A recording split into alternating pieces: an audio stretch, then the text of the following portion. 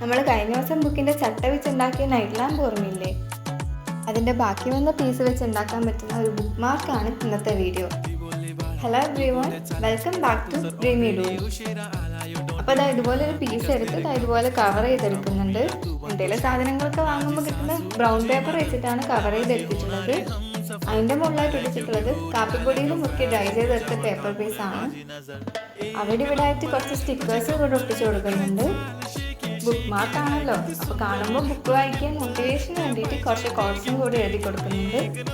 പിന്നെ മുകളിൽ കോമ്പസ് വെച്ചൊരു ഹോളിട്ട ശേഷം സാറ്റൻ റിബൺ വെച്ച് ഒരു ബോ കെട്ടി കൊടുക്കുന്നുണ്ട്.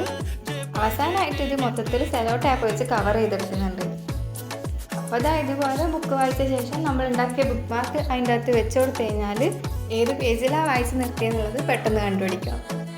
നമ്മുടെ ബുക്ക് മാർക്ക് ഇഷ്ടമായാൽ ലൈക്ക് ചെയ്യാനും ചാനൽ സബ്സ്ക്രൈബ് ചെയ്യാനും ആരും മറക്കണ്ട.